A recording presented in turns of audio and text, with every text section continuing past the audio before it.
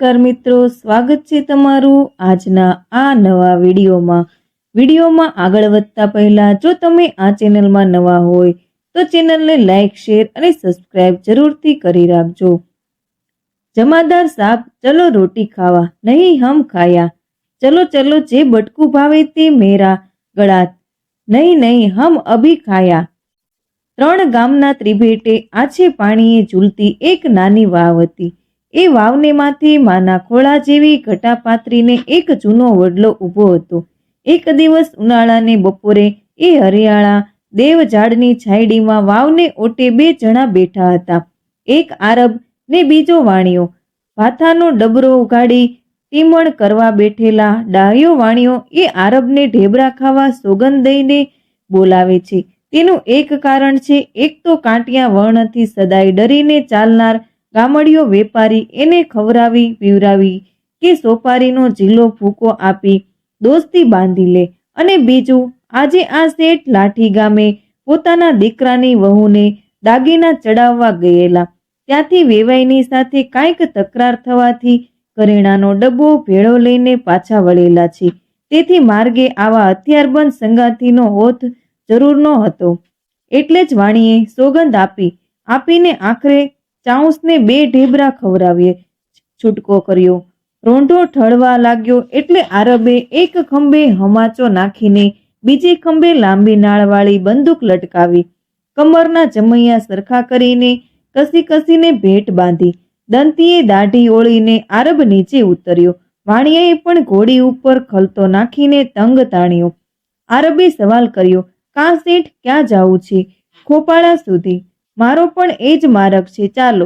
ચાઉસ અમરેલીની નોકરીમાંથી કમી થઈને વડોદરે રોટીની ગોતણ કરવા જતો હતો। બે જણા ચાલતા થયા।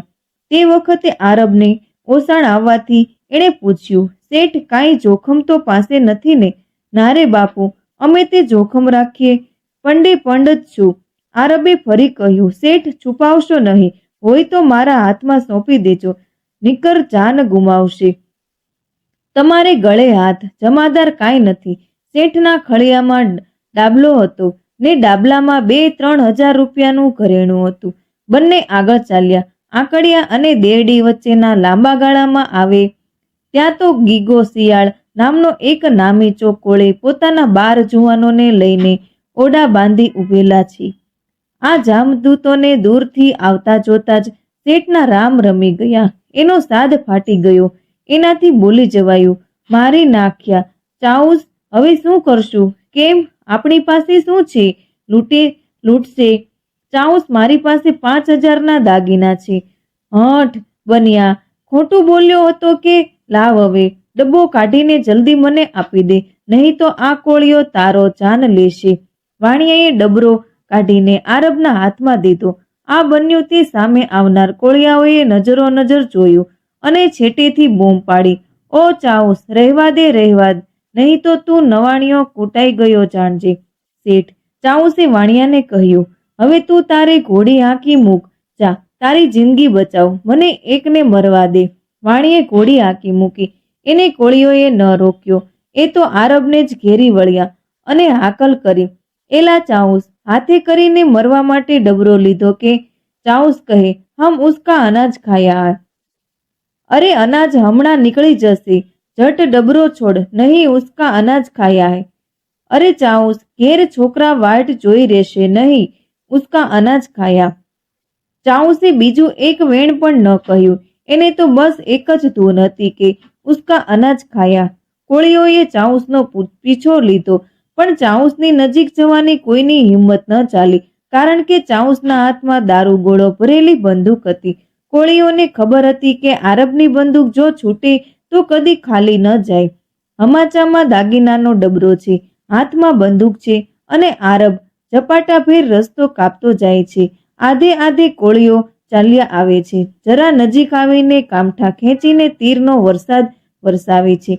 આરબ એ ખૂંટેલા તીરને પોતાના શરીરમાંથી ખેંચી ભાંગી ફેંકી દેતો જાય છે। કોળીઓને બંદૂકની કાળી નાળ બતાવી ડરાવતો જાય છે, એટલે ડરીને કોળીઓ દૂર રહી જાય છે અને આરબ રસ્તો કાપતો જાય છે। પણ આરબ શા માટે બંદૂકનો બાર કરતો નથી? કારણ કે એ ભરેલી દારૂગોળી સિવાય બીજી વખત ભડાકો કરવાનું એની પાસે કાંઈ સાધન નથી. માટે જ ફક્ત ડરાવીને એ પોતાનો બચાવ કરી રહ્યો છે. ત્યાં તો આંકડિયા ગામની લગોલગ આવી પહોંચ્યા. કોળીઓએ જાણ્યું કે આરબ જોતજોતામાં ગામની અંદર પેસી જશે. ગીગા શિયાળનો જુવાન ભાણેજ બોલી ઉઠ્યો, અરે શરમ છે, 12 જણાની વચ્ચેથી આરબ ડબરો લઈને જાશે. ભૂંડા લાગશો, બાયડીઓને મોઢા શું બતાવશો? આ વેણ સાંભળતા કોળીઓ આરબ પર ઘસ્યા. આરબે ગોળી છોડી. ગીગાના ભાણેજની ખોપરી વીંધી. લોહીમાં નાહી ધોઈને સનસનાટ કરતી ગોળી ચાલી ગઈ. એ તો આરબની ગોળી હતી, પણ આરબ પરવારી બેઠો અને કોળીઓ એના પર તૂટી પડ્યા. આરબના હાથમાં રહ્યો કેવળ એક જમૈયો. 7 કોળીઓને એણે એકલાને જમૈયાથી સુવડાવ્યા. ત્યાં તો ગામ નજીક આવી ગયું. ગીગો અને તેના જીવતા સાથીઓ પાછા ચાલ્યા ગયા. લોહીમાં તરબોળ આરબ ધીરે ધીરે ડગલા માંડે છે. એની આંખો પર લોહીના થળ બાજી ગયા છે. શરીરમાંથી લોહી ટપકી રહ્યું છે. એને રસ્તો દેખાતો નથી. ચાલતો ચાલતો એ સીતાપુરી નદીને કાંઠે ઉતર્યો અને એક વીરડા ઉપર લોહિયાળું મોઢું ધોવા બેઠો. નદીને સામે કાંઠે આંકડિયા નામનું ગામ હતું. આઈ જાનબાઈની જગ્યાના ઓટા ઉપર ગામના ગરાસદાર ચારણ વિકોભાઈ બેઠા હતા. એની નજર પડી કે કોઈ લોહી લુહાણ જમ્મી આદમી પાણી પીવા બેઠો છે. વિકોભાઈ એની પાસે આવ્યો. ત્યાં તો એ અજાણ્યા માણસનો પરગવ સાંભળીને અંધ બની ગયેલો આરબ 2 હાથે પોતાનો હમાચો દબાવી બૂમ પાડી ઉઠ્યો કે ચોર ચોર. વિકાભાઈએ આરબને ટાઢો પાડ્યો. એનું શરીર સાફ કર્યો. ઘેર લઈ ગયા. પડદે રાખ્યો. હોશિયાર વાળંદને બોલાવી જમખો પર ટેભા લેવડાવ્યા અને પોતે બરદાસ્ત કરવા લાગ્યા. વળતે જ દિવસે ગીગો શિયાળ પોતાના 30 માણસોને લઈ આવી પહોંચ્યો. વિકાભાઈને કહેવરાવ્યું કે મારો ચોર સોંપી દો, નહીં તો ગામની ચારેય પાસ કાંટાના ગળિયા મૂકી હું ગામ સળગાવી દઈશ. વિકાભાઈ કહે, ગીગા શરણે આવેલાને ન સોંપાય, હું ચારણ છું. ગીગો કહે, મારા ગામને પાદરે મારા ભાણેજની ચેહ બળે છે. એ જુવાન ભાણેજના મારનારને હું એ જ ચિતામાં બાળું ત્યારે જ મને ઠારક થાય તેમ છે. માટે સોંપી દો, નહીકર તમારી આબરૂ નહીં રહે. વિકાભાઈના 60 રબારી હાથમાં લાકડી લઈને ઊભા થઈ ગયા અને ગીગાને હાકલ કરી કે તો ગીગલા થઈ જા માટે. અમે જીવતા છીએ ત્યાં સુધી આશરે આવેલાને તું એમ લઈ જઈશ? ગામ આખું ગરજી ઉઠ્યું. ગીગો લઈ લજવાઈને પાછો ચાલ્યો ગયો. દિવસ ગયા. આરબને આરામ થયો, પણ સૂતા કે બેસતા આરબ પોતાનો હમાચો છોડતો નથી. આરામ થઈ એણે વિકાભાઈની રજા માંગી. વિકાભાઈએ પૂછ્યું, ચાઉસ રસ્તામાં વાપરવાની કાંઈ ખર્ચી છે કે? ઓછા બોલો. ચાઉસ ફક્ત એટલું જ બોલ્યો કે નહીં. વિકાભાઈએ ખર્ચી બંધાવી. આરબે આજીજી કરી કે વિકાભાઈ ખોપાળા સુધી મને મૂકવા આવો. વિકાભાઈ સમજ્યા કે આરબ ગીગા શિયાળની થી ડરી જઈને આવી માંગણી કરે છે. બંને જણા ખોપાળે પહોંચ્યા. આરબના મનમાં તો મૂંઝવણ ઉપડી હતી. દાગીનાવાળા વાણિયાનું નામ એને યાદ નહોતું આવતું અને પારકી થાપણ હવે એને સાપના ભારા સમાન થઈ પડી હતી. ધણીને ધરાણું પહોંચાડ્યા પહેલા એને નીંદર આવે તેમ નહોતું. ત્યાં તો ખોપાળાની બજારમાં એણે એ દાગીનાના માલિક વાણિયાને દીઠો. દોડીને એણે દાગીનાનો ડબરો વાણિયાના હાથમાં મૂકી કહ્યું, શેઠ, આ તમારા દાગીના જલ્દી ગણી લ્યો. વિકાભાઈની તાજુબીનો પાર ન રહ્યો. એ પૂછે છે કે અરે ચાઉસ, આટલી બધી મૂડી બગલમાં હતી તો એ કેમ કહેતા હતા કે પાસે કંઈ નથી? આરબે ઉત્તર દીધો કે એ તો પારકી થાપણ. વિકાભાઈ બોલ્યા, રંગ છે તારી જનેતાને ચાઉસ. એને સમજાયું કે આરબે પોતાની ખાતર નહીં પણ આ પારકા માલને ખાતર ધીંગાણું ખેડ્યું હતું. એણે શેઠને બધી વાત કહી સંભળાવી, જેની સ્વપ્ને પણ આશા નહોતી. એ દાગીના મળવાથી શેઠને અંતરે આનંદ માતો ન હતો. એણે આરબને બક્ષિસ આપવા માંડી. ₹5. આરબે માથે ચડાવીને પાછા વાણિયાના હાથમાં ધરી દીધા. શેઠની પીઠ પર એક ખાસડાનો ઘા કરીને વિકોભાઈ બોલ્યા, કમજાત, વ્યાજના ખાનારા, તારા 5000ના દાગીના ખાતર મરવા જનારને 5 રૂપરડી આપતા તું શરમાતો નથી? આરબ વડોદરે પહોંચી ગયો. એના અંતરમાં વિકાભાઈનું નામ રમતું રહ્યું. આરબનો બચ્યો ઉપકાર ન ભૂલે. વડોદરાના મહારાજા ફતેહસિંહ રાવના દરબારમાં આરબ નોકરી કરે છે. એમ થતાં એક વખત મહારાજાના એક વણિક મિત્ર પોતાની સ્ત્રીને પરગામ તેડવા ગયા. તેની સાથે એ જ આરબને મોકલવામાં આવ્યો. શેઠ શેઠાણી રથ જોડીને વડોદરા તરફ ચાલ્યા આવે છે. બપોરને વખતે એક વાવ આવી ત્યાં શેઠાણીનો રથ છૂટ્યો છે. શેઠ વહેલા વડોદરે પહોંચવા માટે આગળ ચડી ગયા છે. શેઠાણીએ આરબને કહ્યું, ભાઈ, વાવમાં જઈને પાણી લઈ આવો.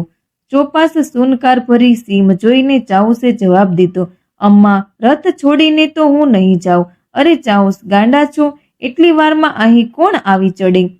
અચકાતે હૈયે ઝાડને થંભે બંદૂક ટેકવી આરબ પાણી ભરવા વાવમાં ઉતર્યો. બહાર આવીને જ્યાં જુએ ત્યાં ન મળે બંદૂક કે ન મળે શેઠાણી. હેપતાઈ ગયેલ ગાડા ખેડૂએ આંગળી બતાવીને કહ્યું, ઓ જાય ઊંટ ઉપર ચડેલા બે સંધીઓ, બંદૂક અને શેઠાણીને બેયને લઈને. વાવના પથ્થર પર આરબ માથું પટકાવવા ને ચીસો પાડવા લાગ્યો, પણ બંદૂક વિના એનો ઈલાજ નથી રહ્યો. એવામાં ઓચિંતો ઘોડી ઉપર ચડીને એક રજપૂત નીકળ્યો. રજપૂતે આરબને આક્રંદ કરતો જોઈ વાત સાંભળી ઘોડી ઉપરથી ઉતરીને રજપૂતે કહ્યું, આ લે ચાણસ, તાકાત હોય તો ઉપાડ આ બંદૂક, ચડી જા મારી ઘોડી માથે, પછી વિધાતા જે કરે તે ખરું. વીજળીના ઝબકારાને વેગે આરબે ઘોડી પર છલંગ મારી હાથમાં બંદૂક લીધી અને ઘોડી મારી મૂકી. જોત જોતામાં સંધિના ઊંટની પાછળ આરબની ઘોડીના ડાબલા ગાજ્યા. ઊંટ પર એક સંધિ મોખરે બેઠો છે, બીજો એક પછવાડેના કાંઠામાં બેઠો છે અને વચ્ચે બેસાડેલા છે શેઠાણીને. આરબ મૂંઝાયો, એ સી રીતે ગોળી છોડે? પાછલાને ગોળી મારતા શેઠાણી પણ વિંધાઈ જાય તેવું હતું. આરબ મૂંઝાય છે. પાછલા દુશ્મનના હાથમાં પણ આરબવાળી ભરેલી બંદૂક તૈયાર છે. એણે મોખરેના સવારને કહ્યું, ઊંટને જરાક આડો કર એટલે આ વાસે વયા આવનારા ઘોડેસવારને હું પૂરો કરું. જેમ ઊંટ આડો ફર્યો તેમ તો સનસન કરતી આરબની અણચૂક ગોળી છૂટ્યા ભેળો તો મોખરેનો હાંકનાર પડ્યો. બીજી ગોળી ઊંટ ઉપર અને ઊંટ બેસી ગયો. ત્રીજી ગોળીએ પછવાડેનો સંધિ ઠાર થયો. શેઠાણીને અને શેઠાણીના 50,000ના દાગીનાને બચાવીને આરબ પાછો વળ્યો. બહાદુર આરબ હવે તો મહારાજનો અંગરક્ષક બન્યો છે.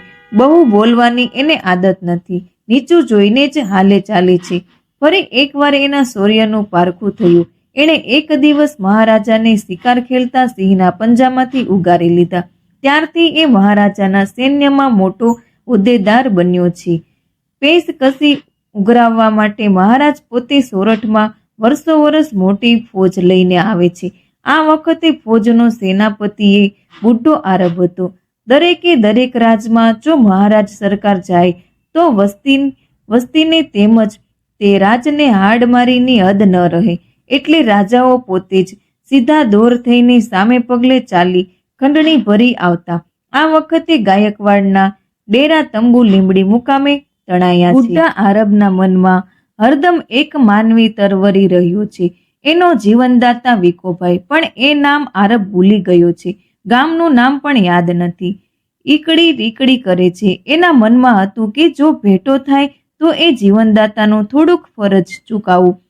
એક દિવસ રાજાઓની કચેરી ગાયકવાડના તંબુમાં ભરાયેલી છે.